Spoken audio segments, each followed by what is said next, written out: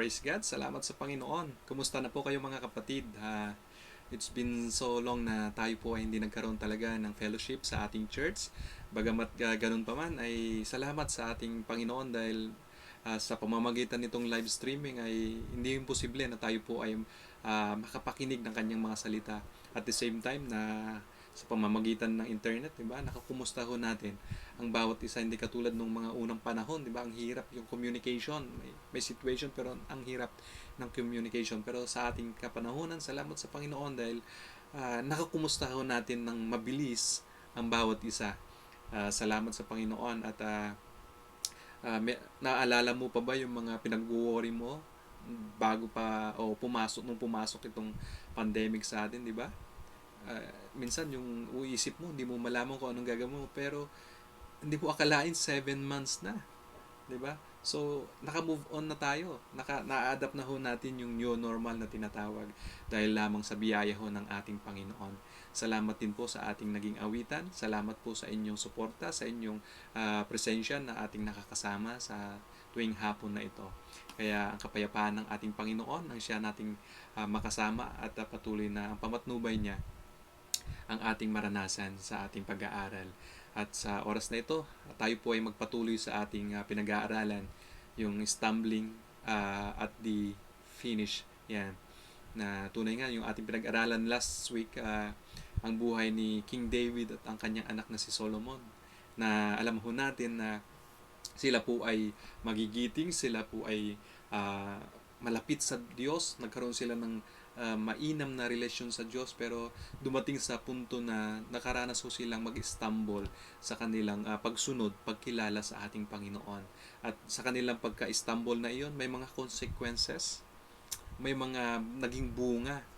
So makikita ho natin doon na katulad ni King David na tinawag ng Diyos na malapit sa kanyang puso, diba? Pero dumating yung time na natukso siya at nagkaroon ng bunga yung kanyang ginawa at napakasakit sa kanyang part na ito ay naranasan niya sapagkat sa kanyang hindi pag-iingat doon sa kanyang ginawa. Pero salamat sa Panginoon at naranasan pa rin naman ni David yung biyaya ng ating Diyos at maging ang kanyang anak ni Solomon, di ba? Isang hari na binigyan ng Diyos ng napakahiwagang karunungan, 'di ba? At walang ibang hari na naging hari na binigyan niya ng kaganong karunungan. Alam niya yung mga bagay, pinag-aralan niya lahat ng mga bagay at marami siyang mga aral na ibinigay sa atin na ating nababasa sa kanyang mga salita. Pero ganun pa man, dumating din po sa kanyang punto na lumayo siya sa kalooban ng Panginoon. Hindi niya nasunod yung kalooban ng Panginoon. Itinanggi niya ho ang Panginoon sa kanyang buhay sa pamamagitan ng pagsamba sa Diyos-Diyosan ng mga naging asawa niya. At ito po ay nagkaroon din po ng bunga sa kanya. Alam ho natin na ang kanyang mga anak ay nakaranas na nag-away-away, nagkawatak-watak. Diba?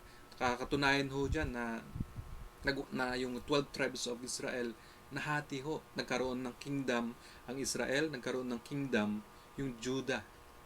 At ito po ay nagkaaway dahil doon po sa bunga ng kanyang kasalanan sa Diyos, sa kanyang hindi pagsunod o pagkilala sa Diyos na nung una ay sinunod niya, diba?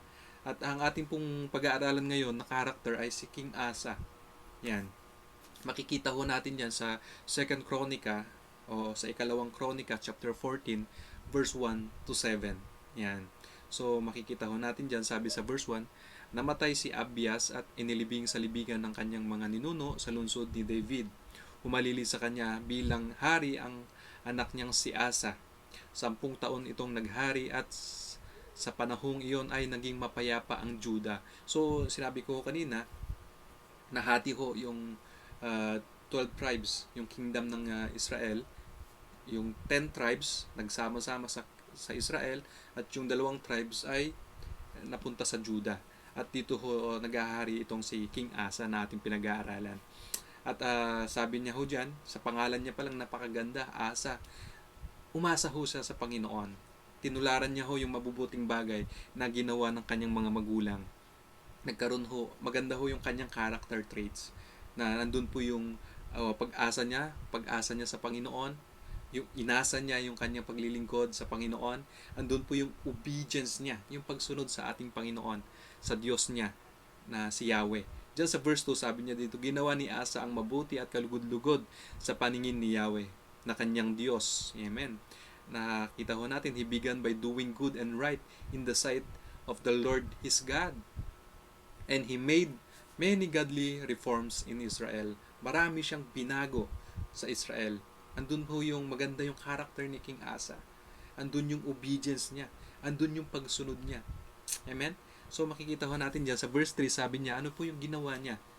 Ipinagiba niya ang mga altar ng mga Diyos-Diyosan at mga bahay-sambahan ng mga pagano. Ibinuwal niya ang mga sinasambang haligi at winasak ang mga rebultong Diyos-Diyosan si Asera.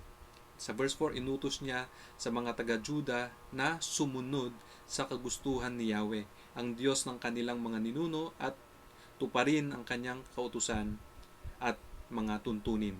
So makita ho natin dito, dahil sa obedience niya sa Panginoon, ipinagiba niya yung mga altar na sinasamba ng mga tao.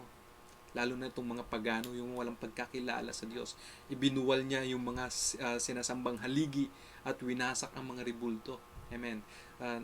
Meron po ba kayong mga rebulto sa inyong tahanan? Yan, katulad ng ginawa ho ni King Asa. Nakita ho natin yung kanyang pagsunod sa Panginoon. Amen.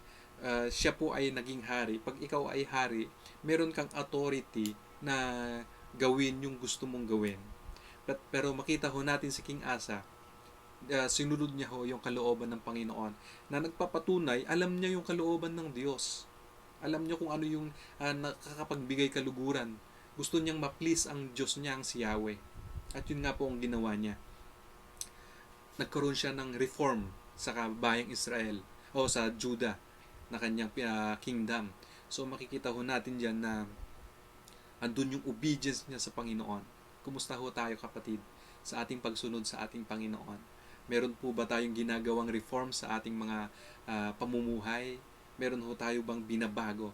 At, diba, sabi, pag tayo po ay nakipag-isa sa Diyos, sa ating Panginoong Hesukristo, tayo na ay bagong nilalang sa ating pamumuhay. Meron changes na nakikita. Amen? So makikita natin sa buhay ni King Asa, yung kanyang obedience, yung kanyang pagsunod sa Panginoon. Nakita ho natin sa kanyang pagiging hari, yung pagsunod. Andun yung hindi lamang sa kanyang buhay, amen, sa kanyang panalangin, sa kanyang devotion sa Panginoon, kundi ginamit niya yung kanyang authority para magkaroon ng reform sa kanyang bayan. Amen. Ginamit niya yung kanyang authority para baguhin ang pagsamba ng mga tao doon. 'Di ba? Sa verse 4 sabi niya, sumunod sa kagustuhan ni Yahweh. Inutos niya sa mga taong taga-Juda na sumunod sa kagustuhan ni Yahweh. So, ibig sabihin natin, alam niya yung gusto ng Diyos. At ito ay inutos niya sa kanyang mga kababayan, sa kanyang nasasakupan. Ang Diyos ng kanilang, sa verse 4, ang Diyos ng kanilang mga ninuno at tuparin ang kanyang kautusan at mga tuntunin.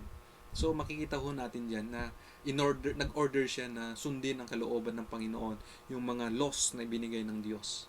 At ito po ay nagkaroon ng bunga. Yung bunga, yung kanyang obedience. Ano yung unang bungang ating makikita rito? Kapayapaan. Peace. Diyan sa verse 5, sabi niya dito, sapagkat ipinaalis niya ang mga bahay-sambahan ng mga pagano at mga altar ng insenso sa mga lungsod ng Juda, naging mapayapa ang kaharian sa ilalim ng kanyang pamamahala. So, nagkaroon ng kapayapaan. Katulad din po ni King Solomon na ating pinag-aralan.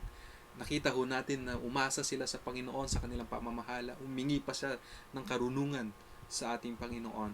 At ibinigay ng Diyos ito sa kanya. Amen? Ibinigay ng Diyos ito sa kanya. At sa paghahari niya, wala siyang naging kaaway. Amen? Lahat ng mga karatig bansa niya, sa mga kingdom na nasa palibot niya, sinasaluduhan siya sa kanyang karunungan. At sa kanyang karunungan, binibigyan siya ng mga kayamanan. Amen? Kaya umunlad ang kanyang kingdom.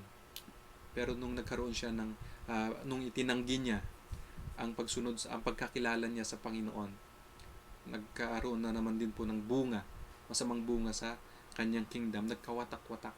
So makikita ho natin dito, pag tayo po ay sumunod sa ating Panginoon, kahit gaano kahirap, amen, kahit gaano kahirap ng ating pagsunod sa Panginoon, ito po ay nakikita ng ating Diyos. Counted po ito sa ating Panginoon at binibigyan niya ho tayo ng kapayapaan sa ating buhay.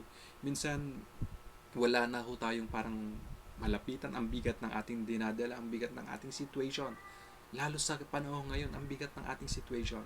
Amen? Pero hindi ho dahil sa ating pagsunod sa ating Panginoon, mapapansin mo yung pamumuhay mo kahit gaano kabigat. At the end of the day, andun po yung peace na nararanasan ho natin. Nakakatulog ho tayo ng mahimbing. Amen? Andun po yung matiwasay ho ang ating kaisipan. Dahil ang Diyos po ang nagbibigay ho sa atin ng kapayapaan dahil reward ho natin yun dahil umaasa ho tayo sa ating Diyos. Andun po yung obedience natin. Nagbubunga po yung ating obedience sa atin. Nararanasan ho natin yung bunga nito sa ating buhay. Katulad ng ating pinag-aaralan, naging mapayapa ang kaharian sa ilalim ng kanyang pamamahala dahil sa kanyang ginawa sa kanyang obedience sa ating Diyos. Amen? Sa verse 6 sabi niya, pinalagyan niya ng mga pader ang mga lungsod sa Juda at sa loob ng ilang taon ay hindi sila nagkaroon ng digmaan sapagkat binigyan siya ni Yahweh ng kapayapaan. It means sa kanyang pagsunod sa kalooban ng ating Panginoon, sa kanyang Diyos na si Yahweh, binigyan niya ng kapayapaan ang kaharian ni King Asa. Sa verse 7, sinabi niya sa mga taga-Juda, patibayin natin ang mga lungsod na ito at paligiran natin ng mga pader na may mga tore at patitibay na pintuan. Pangalawa po, binigyan siya ni Yahweh ng security. Amen. Binigyan siya ng security. So makikita ho natin dito, pinagtibay ng ating Panginoon, ng Diyos, ang kanyang kaharian. Amen? At ano yung ginawa niya? Pinaligiran niya ng wall. Pader yung kanyang ang Juda.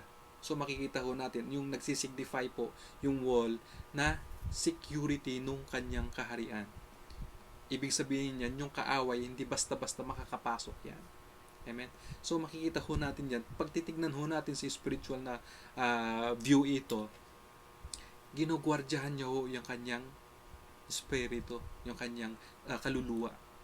So hindi basta-basta na titempt ng kaawayan sapagkat secured ito. Ganun ho yung nagiging bunga ho ng ating pagtitiwala sa ating Diyos, yung ating obedience sa ating Diyos. Amen?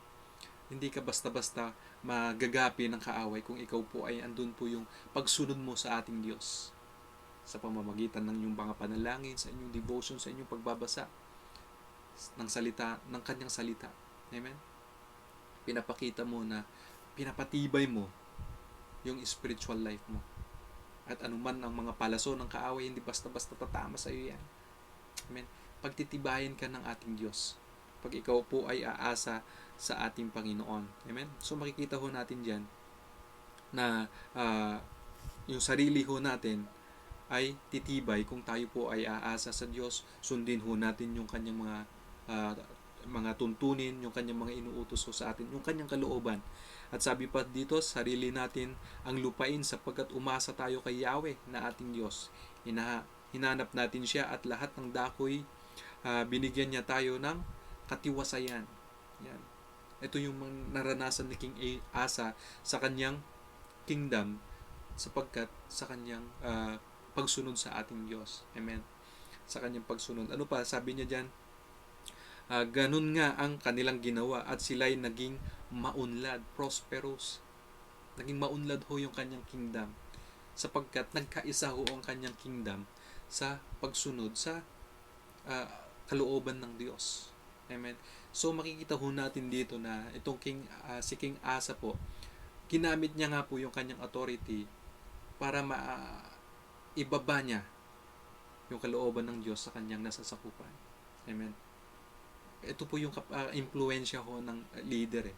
So makikita ho natin dito na pag yung leader mo ay talagang sumusunod sa ating Panginoon, talagang ginagawa niya yung sinasabi ng Diyos, yung salita ng Diyos, pinapamuhay niya.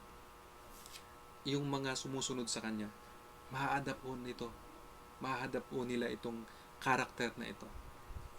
Katulad ng ating tinitignan, si King Asa, talagang binaba niya yung kalooban ng Diyos. At sila po ay nagkaisa, ginawa nga nila yung kalooban ng Diyos at naging maunlad ho yung kanilang kingdom. Pinagpala ho ng Diyos ang kanilang kingdom. Amen? So sa atin ho, sa ating buhay, meron ho tayong mga inaalagaan, meron ho tayong mga relationship sa ating family, sa ating mga kaibigan. I-considered ho natin yan na isang kingdom ho natin. Amen? Nakatulad ho ng ating pinag-aaralan. At malaki ho yung part ho natin sa ating mga relationship, especially sa family ho natin. Gusto nyo po bang maging maunlad ang inyong family? Amen? Gusto nyo po bang maging tumibay, magkaroon ng kapayapaan sa inyong family? Amen? Tingnan ho natin ito. Gawin ho natin sa ating family itong ating pinag-aaralan. Talagang gawin ho natin yung kalooban ng ating Panginoon, ng Diyos sa ating family. At sigurado ho, itong mga fruit ng obedience ho, mararanasan po natin. Amen? Mararanasan po natin ito sa ating buhay, sa ating pamilya, sa ating tahanan.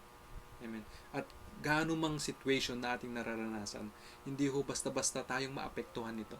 Sapagkat binibigyan din ho tayo ng Diyos ng security sa ating family, sa ating buhay, especially sa ating personal na buhay. Amen? Sapagkat ang Diyos po ang kasama ho natin. Ang Diyos po ang ating ginagawang partner. Amen? So makita ho natin na nagbubunga ho yung pagsunod ho natin sa ating Panginoon. At nararanasan ho natin ito.